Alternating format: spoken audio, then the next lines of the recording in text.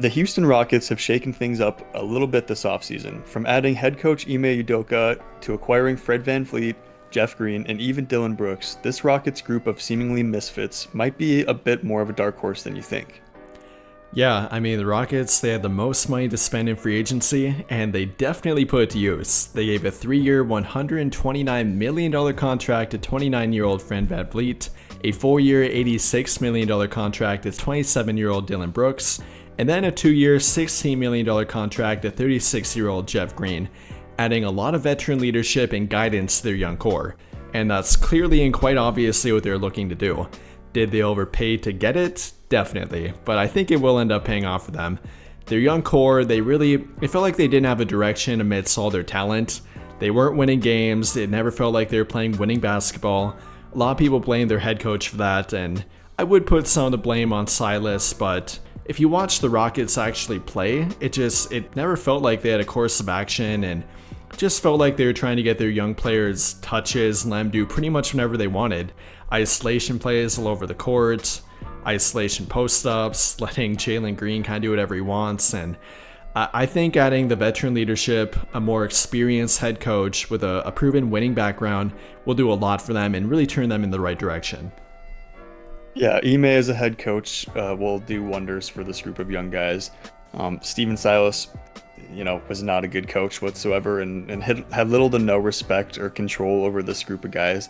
And obviously that's a huge part of NBA coaching, is making sure that you demand the respect from the players. And if you look back at Udoka's time with the Celtics, he most certainly did that. And you have the players like, Jason Tatum, Jaylen Brown, and Marcus Smart, who all praise Udoka so highly for his knowledge of the game and his compassion outside the game. And they very much so respect him. And the whole situation with him in the Celtics, they almost had regret for it. Obviously it wasn't their fault, but they loved him as a head coach. He demanded respect from them, and they gave it to him, and he gave it back. And it's exactly what is needed for Jalen Green and Kevin Porter Jr. and the other young guys. It's like you say, it was open gym basketball. It was hard to watch the games. Sure, you'd see the highlight reels, but it was hard to watch the full games. And I think this team will go from a Jalen Green and Kevin Porter Jr. combo offense style mixed with, Sengun as well, to a more organized style of basketball with not one, but two NBA champions in VanVleet and Jeff Green. And like I said, just to add also with Udoka taking the Celtics to the conference finals in his season, his single season as head coach. And then you add other guys like Dylan Brooks, who doesn't have a whole lot of love lost from most NBA fans, but still a great player and an amazing defender coming off an all defensive year, and as well as two great first rounders in Cam Whitmore and Amen Thompson as well. Before we continue, I just wanted to take a few seconds to talk about and invite you to join our NBA Discord server. Our JSM NBA server is full of hundreds of people who love everything NBA. Do you like instant news updates around the league, NBA memes, talking stats, or even live chatting with others during games? The JSM NBA server has got you covered, plus so many more things to do and see. Come check out the JSM NBA server for free. We'd love to see you in there. The link will be in the description below. Now let's get back to the video. I mean, no matter what way you want to look at it, they added a lot of proven experience to their team, whether it be the championship experience, how you mentioned with VanVleet and Jeff Green, or a proven head coach who made it to the conference finals already. They needed all of that. They needed a more clear direction for their team, and really to put their young core together and add a direction to them and kind of have them play more of a winning style of basketball. And Jalen Green's kind of been taking it on the head the most out of all of them. He's kind of begun to earn the title of a losing player and even overrated as a 21-year-old. And I feel kind of bad for him for that, but I mean, again, you watch him play, it feels that way. And for the casual fan, they're gonna say that every time. In my opinion, though, their young core has plenty of room for growth, with that being especially true for Jalen Green. He did average 22 points per game as a 20-year-old in his second year. He does need to improve his shooting efficiency, his defense, and overall decision making, but you can't deny that the potential is definitely there for him. And Kevin Porter Jr. too. He took a quiet, nice little leap in his second year, averaged 19, 5, and 6 while shooting 44% from the field, nearly 37% from 3. And I think the only question between those two is who will move to the bench between them, because I imagine they're going to start their new $129 million man in Fred VanVleet. And I imagine that'll mean Kevin Porter Jr. probably moving to the bench. Will he like it? Probably not, but I think it would probably be the right move for him and their overall team too. And I think it would actually be a really good spark plug for them too. Coming off the bench, he'll be able to retain a lot of his freedom to be a ball-dominant player, rather than having to play an off-ball kind of shooting guard, small forward role if he would stay in their starting lineup, which I don't think will happen because it'll probably be VanVleet, Jalen Green, Dylan Brooks, power forward up in the air, but then Alperen Şengün at center. And speaking of Şengün, I really like him as well. I think everyone's kind of beginning to take notice of him. He had a big year 1 to year 2 leap, and I think he'll take another big one in year 3. And they're slowly but surely running more of their offense through him, and I'm all for it. He's a great playmaker. You can post him up, whether it's in the high post, low post, he can score the ball. He's kind of like a little mini Nikola Jokic, kind of, out there.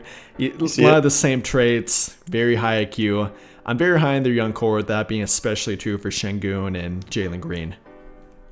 No, I agree 100%. And you kind of talk about Şengün. I think that when you watch the games last year, he was one that always had an organized, you could tell it was an organized style of basketball. We talk about open gym style with the other guys, but yeah, he always had the organized style. I think that he will be a massive tool for Udoka to use and keep developing. I'm all for it too. I love his play style. I think he's great. Young and gonna just keep improving as well.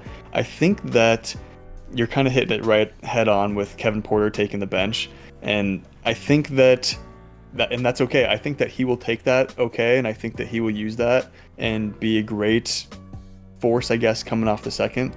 And when you talk about the fourth option for that forward, who comes to mind when Probably you think about Jabari Smith Jr., and I was kind of waiting on that. I'm a big fan of him.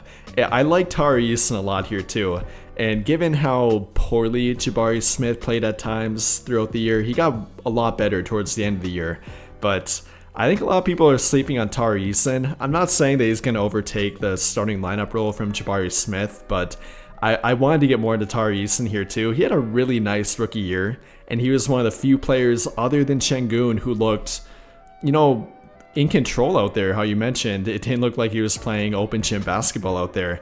Him and Şengün were 2 of only 3 guys in their entire team to be ranked as positive defenders, per defensive Raptor rating anyway, one of my favorite metrics for defense. And it really tells you a lot about how little they had of reliable defensive players, guys who really were trying to play winning basketball. And so, yeah, I would say Jabari Smith Jr. for that power forward role, but I really do like Tari Eason too. Don't sleep on him. So, what do you think about Amen Thompson and Cam Whitmore? What are your thoughts on these two guys? With the Rockets kind of trending in this more veteran team and trying to put together an organized unit, I don't think either of them for a starting lineup role.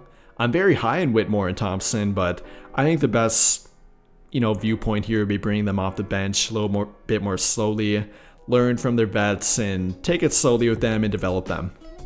And another thing I liked about Whitmore and Thompson is that they took their Summer League team all the way to the Summer League Championship and they won it.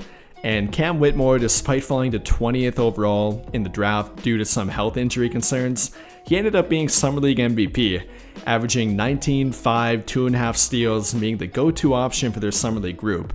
And after having a lot of people doubt him after falling that far in the draft, that was great to see him lead their team to a Summer League championship. Yeah, it's only Summer League, but that meant a lot to him. I know it meant a lot to their team trying to go in a winning direction. And Amen Thompson looked like a great all-around player too. Didn't have the point per game output that Whitmore had, didn't shoot that efficient from the field or 3, but like his brother, great all-around player, looked to be a great defender, point forward archetype for them, and adding more defensive potential to their roster. I mentioned before they only had 3 positive defenders per defensive Raptor rating, and both Thompson and Whitmore, they're going to add more defense to their team, and that should contribute to winning basketball. So yeah, I'm really, really high in both of them. It's an interesting take, mainly because, and it's weird that you say Rockets going towards a veteran style Very team weird, because yes. it's so weird considering last year. But I mean, they just drafted 2 first-rounders, like we just talked about, Whitmore and Thompson, and it's hard to just imagine not fitting them into their lineup. The Rockets really are doing something kind of crazy. They paid for it, absolutely. But I think it's going to be great. I think it's a dark horse, and I don't think a lot of people are kind of paying attention to it. And I mean, we talked more about Jalen Green. I kind of want to touch more on him because I think he's going to be a pretty big focus here. He has, I think, the skills set to be great and take that next leap.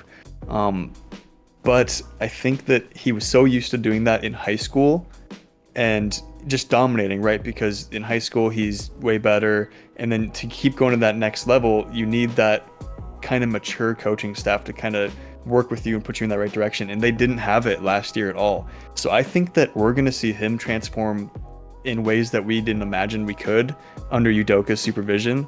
And I'm really excited. Overall, I strongly believe the Rockets will be a dark horse this year and maybe make a fuss around the 10th seed. I don't know if that's being optimistic or not, but I mean, they have NBA champions. I could see a 10th seed at least, and at least a play-in tourney opportunity. And I could even see him making up a little bit higher and fight for a playoff spot up in the mix. I really don't like to underestimate the power of Udoka and what he can make happen. And certainly the talent's all there, and it'll be exciting to watch it unfold. Yeah, you can never be completely wrong in a ceiling take for a team. And yeah, given that they added a lot more experience and leadership, most importantly, I wouldn't doubt they made a push for a play-in tournament spot. Do I mean, see it as a likely thing to happen? Maybe not, but I don't think that's really their goal here either. I mean, yeah, they added vets, they add a lot more to their payroll. You want to win more games, but I think most importantly, they want to see another step forward from Jalen Green, Şengün, Kevin Porter, Thompson, Whitmore, and most importantly, not a numbers standpoint here, not a leap from a numbers standpoint. Jalen Green, yeah, he averaged, nearly 4 or 5 more points per game in year number 2, but he didn't make a big impact on winning doing that, and neither did anyone else in their team in terms of actually adding wins to their team. They wanted to translate to actual wins, their guys getting winning basketball experience, and I think they're gonna do that this year. Whether or not it translates to a play-in tournament bid or whatever it might be, a playoff spot, I'm not sure. But I think no matter what, they're going to grow from a team standpoint, with especially their young talent benefiting from it. And I think that's the most important thing for them.